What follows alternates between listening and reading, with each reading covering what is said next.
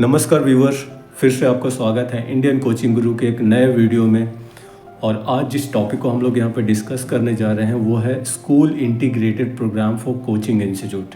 सो आइए डिटेल्स में जानते हैं कि एक कोचिंग इंस्टीट्यूट के लिए जो आपको आईआईटी, नीट, जेई या ओलंपियाड की तैयारी करवाते हैं वो स्कूल इंटीग्रेटेड प्रोग्राम क्यों रन करते हैं, कैसे रन करते हैं, इसके क्या क्या बेनिफिट्स होते हैं, किस तरीके से ये सारी चीज़ें होती हैं और स्टूडेंट को कैसे इसका बेनिफिट होता है। तो आइए जानते हैं इस वीडियो में कंप्लीट डिटेल्स में कि क्या है स्कूल इंटीग्रेटेड प्रोग्राम।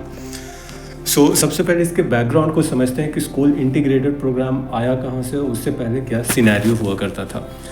एक सिंपल सा सिनेरियो लेते हैं। मान लीजिए कि आपके बच्चे को आईआईटी की तैयारी करनी है या नीट की तैयारी करनी है, तो नॉर्मली आप उनको 11 क्लास में ज्वाइन करवाते हैं किसी इंस्टीट्यूट में। वहाँ पे होता है क्या है कि आपके बच्चे स्कूल भी कंटिन्यू कर रहे होते हैं, रेगुलर स्कूल भी जाना होता है, तो आपके बच्चे के पास और इंस्टीट्यूट के पास भी केवल 2 ऑप्शंस होते हैं कि एडिशनल अगर वो आईआईटी या नीट की तैयारी करना चाहते हैं तो या तो वो वीकडेज बैच में आ सकते हैं या फिर वीकेंड बैच में। वीकडेज में क्या होता है कि नॉर्मली 3 से 4 दिन आपकी क्लासेस हफ्ते में चलती है और वो क्लासेस आपकी आफ्टर स्कूल मतलब इवनिंग में नॉर्मली 4 सवा 4 बजे से शुरू होकर 8 बजे तक चलती है most of the coaching institute में।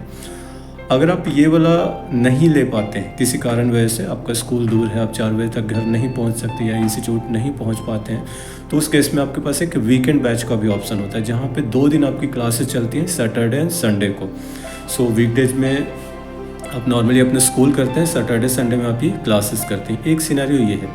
फिर दूसरा एक बाद में ऑप्शन आया नॉन अटेंडिंग या डमी स्कूल का, जो बहुतों को आपको पता भी होगा कि जिसमें बच्चे को स्कूल नॉर्मली रेगुलर नहीं जाना होता था, उनका एडमिशन होता था स्कूल में और यहाँ पे क्लासेस आपकी मॉर्निंग में हुआ करती थी।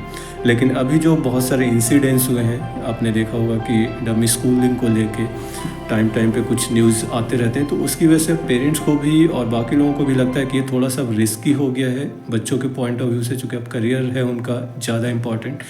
तो अब एक तीसरा ऑप्शन जो है वो है स्कूल इंटीग्रेटेड प्रोग्राम। ठीक है, तो स्कूल इंटीग्रेटेड प्रोग्राम में क्या होता है नॉर्मली कि एक ऐसा ऑप्शन ढूंढने की कोशिश की जा रही है कि बच्चों का टाइम भी बच जाए और वो उनकी जो ज़रूरतें हैं, जो आईआईटी या नीट की कोचिंग क्लासेस की, वो भी उस टाइम में पूरा हो जाया करे। तो उसके लिए जो सबसे बेस्ट ऑप्शन वो है स्कूल इंटीग्रेटेड प्रोग्राम। तो ये डिटेल्स में समझते हैं कि स्कूल इंटीग्रेटेड प्रोग्राम है क्या, ये कैसे काम करता है। सबसे सिंपल सी चीज़ है, जैसे नाम से आपको पता चल जाए कि स्कूल इंटीग्रेटेड प्रोग्राम मतलब यहाँ पे अगर आप आईआईटी या नीट की कोचिंग की तैयारी करना चाहते हैं तो ये कोचिंग भी आपकी स्कूल की टाइमिंग में और स्कूल के डेज में आपकी हो जाया करेंगी। आपको अलग से कहीं ट्यूशन्स जाने की ज़रूरत नहीं पड़ेगी स्कूल के बाद, आपको अलग से कहीं कोचिंग जाने की ज़रूरत नहीं पड़ेगी।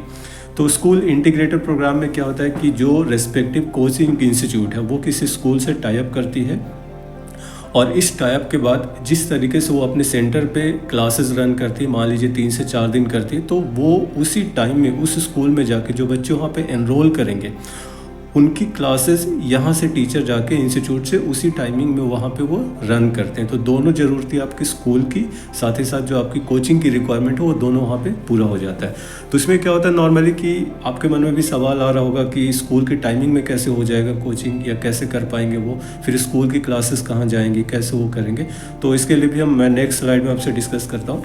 तो यहाँ पर नॉर्मली स्कूल इंटीग्रेटेड प्रोग्राम में क्या होता है कि जो बच्चे उस स्कूल से एनरोल करवाते हैं उस प्रोग्राम में, तो उनका एक अलग से बैच बन जाता है और उनकी क्लासेस का एक अलग से शेड्यूल तैयार किया जाता है जहाँ पे आपकी तैयारी आईआईटी के लिए, नीट के लिए या अगर आप छोटे क्लासेस में हैं तो ओलंपियाड्स वगैरह के लिए आपकी तैयारी करवाई जाती है।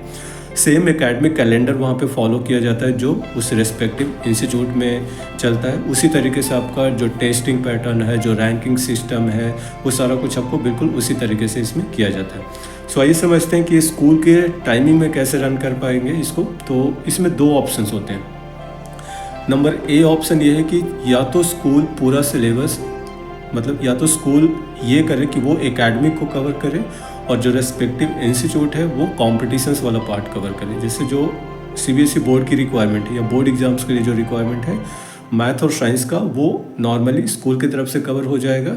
बाकी जो उसी सब्जेक्ट में कॉम्पिटिशन्स के लिए रिक्वायरमेंट है वो आपका इंस्टीट्यूट की तरफ से कवर हो पाएगा। एक ऑप्शन ये है। दूसरा ये होता है कि या तो एंटायर सिलेबस, नॉर्मली अगर आप आईआईटी या नीट के लिए तैयारी करने जा रहे हैं तो आपको 3 सब्जेक्ट पढ़ाया जाता है स्कूल में, फिजिक्स केमिस्ट्री मैथ अगर आप इंजीनियरिंग के लिए हैं, फिजिक्स केमिस्ट्री बायो अगर आप मेडिकल के लिए हैं। तो इन केसेस में ये होता है कि वो पूरे तीनों सब्जेक्ट की जिम्मेवारी या तो इंस्टीट्यूट खुद ले लेता है कि मैं एकेडमिक मतलब स्कूल लेवल की भी तैयारी हम लोग करवा देंगे, और साथ ही साथ आपका जो नीट की रिक्वायरमेंट है या जो आईआईटी की रिक्वायरमेंट है आईआईटी के लिए, वो सारा तैयारी हम लोग खुद से करवा देंगे। तो उस सब्जेक्ट को दोबारा से स्कूल को पढ़ाने की ज़रूरत नहीं पड़ेगी। ठीक है, तो इस तरीके से अगर आप देखेंगे तो इसमें क्या होगा कि 2 सब्जेक्ट को आपको पढ़ाने की, या 3 सब्जेक्ट, नॉर्मली 3 से 4 सब्जेक्ट स्कूल को दोबारा पढ़ाने की ज़रूरत नहीं। तो उसमें क्या है कि वो टाइम बच गया उन बच्चों का, तो वो टाइम आपकी यहाँ पे कॉम्पिटिशन्स पॉइंट ऑफ व्यू से आपके इंस्टीट्यूट ने यूटिलाइज कर लिया। बाकी के जो दिन बच गए जो आपका एडिशनल सब्जेक्ट है, जैसे मान लीजिए कि 11th में है तो 11th में 2 और एडिशनल सब्जेक्ट आपके पास होंगे, एक इंग्लिश है जो मैंडेटरी है और एक एडिशनल जो आपने लिया होगा, तो वो तैयारी आपकी वहाँ पे साथ में हो जाती है बाकी के दिनों में।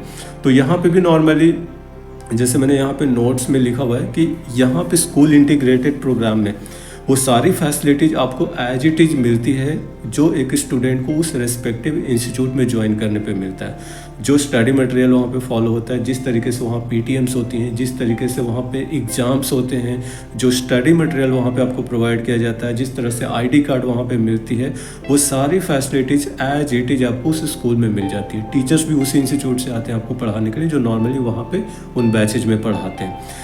सो ये बस इतना डिफरेंस है कि आप इंस्टीट्यूट में ना जाके अपने स्कूल के टाइमिंग में ये सारा चीज़ कर पा रहे हैं। ठीक है, सो इससे क्या फ़ायदा आपको होता है कि एक तो ट्रैवलिंग टाइम आपका बच गया कि आपके मन में ये टेंशन नहीं है कि स्कूल कंप्लीट हुआ है मेरा, मेरे इवनिंग में ट्यूशन्स हैं या वीकेंड में मुझे ट्यूशन्स हैं। दूसरा, आप मनी भी सेव कर रहे हैं चूँकि आपकी ट्रांसपोर्टेशन कॉस्ट, ये सारी चीज़ें। तीसरा सबसे बड़ा अगर मैं मॉनेटरी बेनिफिट कहूँ तो स्कूल में जो इंटीग्रेटेड प्रोग्राम चलते हैं वो नॉर्मली कम प्राइसेस होते हैं उनके। स्कूल में जो प्राइसेस होते हैं वो कम होते हैं इंस्टीट्यूट के प्राइसेस से। तो ये बेसिकली है स्कूल इंटीग्रेटेड प्रोग्राम। बाकी अगर आपको लग रहा है कि कुछ और इसमें आपकी कुछ क्वेरी है, कुछ पूछना चाहते हैं, तो आप मुझे कमेंट में बता सकते हैं। और जैसे कि ये सारी स्लाइड्स, ये सारी वीडियोज़ आपको इंडियन कोचिंग गुरु के द्वारा प्रोवाइड की गई है। तो इंडियन कोचिंग गुरु एक डेडिकेटेड चैनल है कोचिंग इंस्टीट्यूट के लिए। सो कोचिंग इंस्टीट्यूट से रिलेटेड वीडियो ये सारे कुछ आपको प्रोवाइड की जाती है।